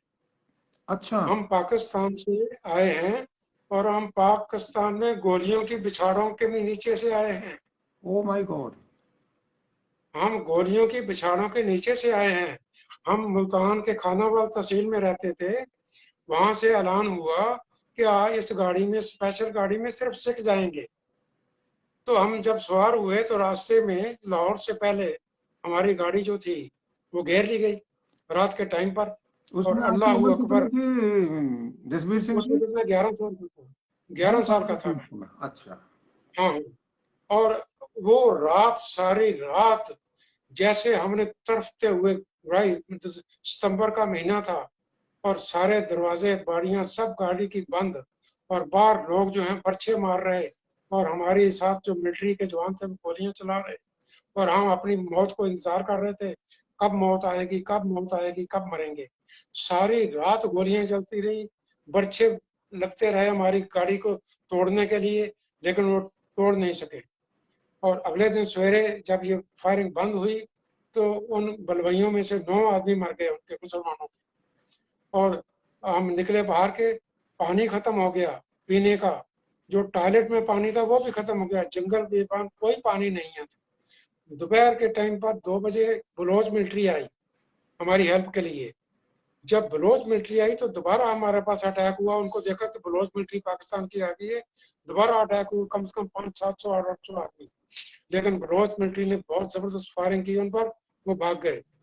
रात के टाइम पर एक और गाड़ी आई जो हमारी गाड़ी से 1 किलोमीटर पीछे खड़ी हुई थी। हमें बोला गया मिलिट्री ने कि सारा सामान अपना उठाकर उस गाड़ी में ले जाओ। हम उस गाड़ी में लेकर गए, लाहौर आए। लाहौर आए तो हम सो गए। आधी रात को फिर गोलियां चलनी हुई। मेरे फादर के सिर में गोली लगी, 12 बोर की छर्रा लगा, और वो खून चलने लगा मेरे फादर का। और खून चलने के बाद मेरा भाई जो था वो बाप सोया रह गया, और मेरी मदर जो इतनी तड़फी कि मैं बतला नहीं सकता। और उसके बाद जब गोलीबारी बंद हुई तो सुबह हमारी गाड़ी चली। हमने देखा हमारे पीछे से एक बहेरा से गाड़ी आई थी जो रात को चली गई। हमने, हमारे मिलिट्री ने नहीं, गाड़ी नहीं जाने दी। बहेरा से गाड़ी आई थी, वो चली गई। आगे जाकर 2 स्टेशन जाकर 750 आदमी थे उस गाड़ी में सवार। 750 की 750 लाशें पड़ी थी। Oh my God. जिस गाड़ी में हमने मरना था, हमारी वजह से वो मर गए। और वो जब उनको पता लगा कि वो जो सिखों की गाड़ी थी वो तो वहीं खड़ी है, वो दोबारा चलकर दोबारा आए और उन्होंने हमला किया। लेकिन हमारी मिलिट्री मराठे थे हमारे, उन्होंने हमारे बचा लिया हमें। और हम तीसरे दिन, हम बगैर पानी पिए हम अटारी पहुंचे। तब हमारा जो स्वागत हुआ, तो हमने खाना भी खाया, उसके बाद हमने पानी भी पिया, सब हमें मिला। तो हम तो गोलियों की पिछाड़ों से बचकर हम वापस आए जी। थे। तो जसमीत इसी जी बारे में आपने मैंने बहुत एक, ही एक, एक इसी बारे में मैंने दूसरा नावल भी लिखा है, काफर कौन। अच्छा। ये इसमें मेरी अपनी कहानी है। वो कहानी तो सुनी थी, लेकिन ये तो मेरी अपनी कहानी है। जी। इसमें मैंने अपनी कहानी ब्रेन की है कि कैसे किया है। लेकिन आगे जाकर एक सेवी और एक शब्बो मुसलमान की, एक लड़का जो बचकर आता है उसी गाड़ी में से बचकर आता है, आगे लाहौर से आकर काफिले में रल जाता है। काफिले में आकर उसका मासड़ होता है, वो आकर जलंधर में रहते हैं। और जलंधर में आकर वो वो भी लोगों के साथ मुसलमानों को मारने के लिए जाता है। लेकिन जब एक लड़की को मारने लगते हैं तो उसको अपनी बहन याद आती है। जब उसकी बहन को पकड़ कर ले गए थे बल्ली, तो उसको देखे कि मेरी बल्ली को मार रहे हैं, तो उसने उसकी तलवार के आगे हाथ रख के उस शब्बों को बचा लिया। और उसका हाथ कट गया, काफी उसका हाथ कट गया, लहूलुहान हो गया। और वो शब्बू उसको अस्पताल में लेकर आई। और उस शब्बू ने कहा, उसके शब्बू के माँ बाप वहीं उस गांव में, अजनाला में के गांव में मार दिए गए थे। उसका एक भाई बच कर गया था पाकिस्तान में। तो जब वो ठीक होगा अस्पताल में, तो उसने कहा आप वापस चले जाओ पाकिस्तान। तो उसने कहा मैं पाकिस्तान अब किसके पास जाऊंगी, मेरे माँ बाप मार दिए, तो मैं किसके पास वहां जाऊंगी। क्या वहां बलात्कारी नहीं होंगे, मेरा बलात्कार नहीं करेंगे, मेरी इज्जत बची रहेगी। तो तू इतना अच्छा आदमी है, तूने मुझे उन लोगों से बचाया है, तो तू क्यों नहीं अपने पास मुझे रख लेता। वाह। वो कहता है तुम मुसलमान है, मेरे मानेंगे नहीं। तो वो कहती है मैं सिख बन जाऊंगी। तो वो सिख बनने के लिए तैयार हो जाती है और सब कुछ तैयार हो जाती है, और वो अमृत छकने के लिए कृपान ले जाती है, कृपान पहन लाती है। अगले दिन उसके पड़ोस में एक कत्ल हो जाता है, और कत्ल होता है तो कत्ल में वो जहाँ रहता है ये अपना सेवी और शब्बो रहते हैं, उसमें एक लड़की है जवान, उसको पकड़ कर ले जाते हैं। अमृतधारी है वो, उसके जो कत्ल होता है उसके छाती में कुर्बान घुसी हुई थी। तो अमृतधारी लड़कियां पकड़ लेके सारी ले गए। लेकिन उसके बाद जब अमृतधारी लड़की, उसकी मासी की लड़की थी, जब उसको पीट रहे थे तो उसके रहा नहीं गया, और वो भागकर थाने में गया और कहता है मुझे मेरे पास केस डाल दो, मैं हाँ भर लूंगा। और हमारी पुलिस ने झूठा केस उस पर डाल दिया कि ये मैंने तलवार खरीदी थी, उसके लिए खरीदी थी, उसने खरीदी थी। लेकिन रात के टाइम पर वो पुलिस आई, और पुलिस आकर उस लड़की को बरामद करके वापस पाकिस्तान चली गई। और ये जो लड़का था, ये कत्ल के मुकदमे में इसको मुकदमा बन गया, उम्र कैद हो गई, और वहां जाकर ये कैदी बन गया, और वहां से जाकर जासूस बन गया। जासूस बनने के लिए ऐसे पढ़े लिखे आदमी जिनको सजा हो जाती है, कैदी हो जाते हैं, या जुर्म में क्राइम में फंस जाते हैं, उनको आईबी जो है जासूस बना लेती है। अब तो आर बनाती है, उस वक्त ये आईबी काम करती थी। अच्छा। तो जासूस बन जाता है, जासूस बन के वो पाकिस्तान में जाता है। पाकिस्तान में उसकी माँ पागल हुई फिरती है जो है, वो उसको पहचान हो जाती है अपनी माँ की। और इसके इन बिटवीन वो जासूस पकड़ा जाता है।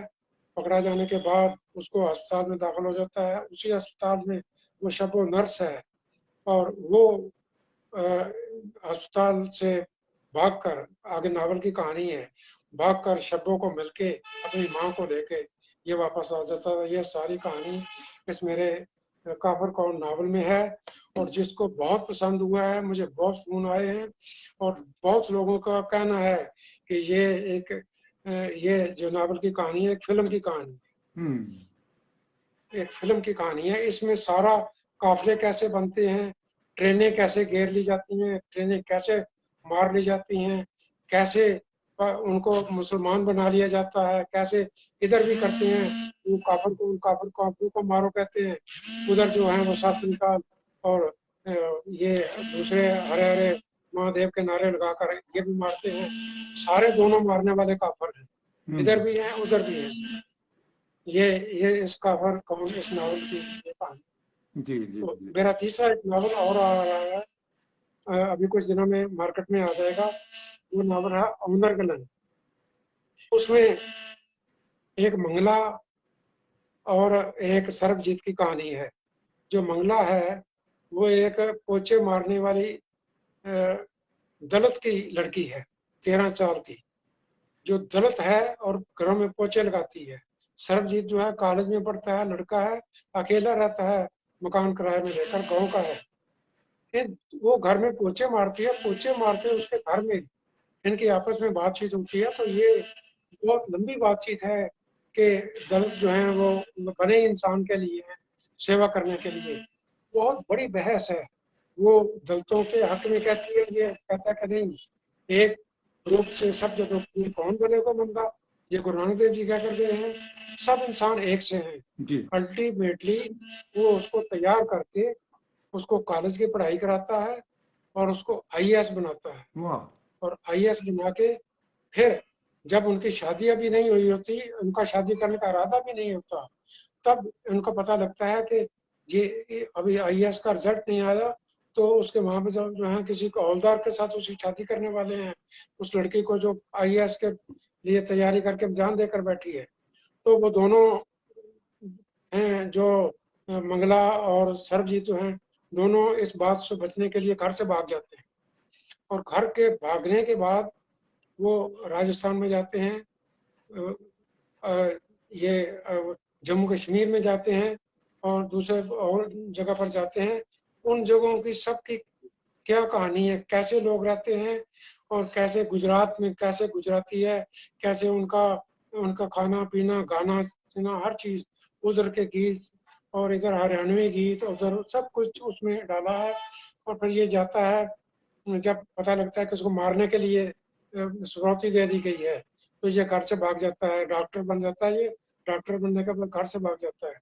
रास्ते में इसकी जेब तलाशी हो जाती है, जेब तलाश के पीछे पुलिस लगती है और वो भागता है, रेलवे लाइन से दूसरी तरफ से ट्रेन आती है, कट के मर जाता है। Oh my God. ये जाता है जम्मू कश्मीर में, वहां पर 376 कट लग गई और वहाँ वो ये किस्म का कैदी हो जाता है, ना कुछ चिट्ठी लिख सकता है, ना मोबाइल बंद हो जाते हैं, सब कुछ बंद हो जाता है। और वो जो जेब तलाश मर गया, उसकी जेब से उसका मिलता है, बैलेट मिलता है, बटुआ मिलता है, जिसमें उसकी फोटो है, उसकी मंगला की भी और इसकी भी, और उसकी एकेडमी है और उसका सारा एड्रेस है। तो पुलिस जो है वो आकर उसको बतलाती है कि ये आदमी एक्चुअली सर्वजीत मर गया है, और उसकी डेड बॉडी की जो कटी हुई थी कई किस्में में, उसकी शिनाख्त हो जाती है। और वो ये समझती है कि वो सर्वजीत मर गया है, लेकिन उस इन बिटवीन वो आईएएस सिलेक्ट हो जाती है और उसके बाद एडीसी लुधियाना में लग जाती है। तो लुधियाना में एडीसी बनने के बाद वो शादी नहीं कराती, कहती है मैं तब तक शादी नहीं कराऊंगी जब तक इसके जो मारने वाले हैं उनको सजा नहीं हो जाती, पकड़े नहीं जाते। वो जेल में जाती है। सर्वजीत के माँ बाप ने भी फिरौती के लिए पैसे दिए थे, वो जेल में गिरफ्तार होते हैं। ये उनसे पकड़ के उनको जेल से, ये जब देखती है, बातचीत करती है, तो इसको महसूस होता है कि नहीं ये तो बेगुनाह है, इन्होंने मारने के लिए हमें मेरे सर्वजीत को मारने के लिए फिरौती नहीं दी। उनको पैरोल पर अपने घर ले आती है, अपने घर में रखते हैं। ये सोचते हैं कि इसकी अब मंगला की शादी कहीं और करते हैं, कि किसी डीसी के साथ कर रहे हैं। लेकिन एक रात जब सब कुछ खुलता है, सब ये कोरोना भी खत्म हो जाता है, तो सर्वजीत उनके घर में आ जाता है। उसको पता लग जाता है कि यहाँ पर रहती है। तो पहले तो वो पहचानती नहीं, भूत भूत भूत भूत करके रोना डालती है। फिर वो सारे आ जाते हैं, क्योंकि उसने दाढ़ी रख ली होती है और वो पहचान नहीं होती उसकी, और फिर उसको पहचानते हैं।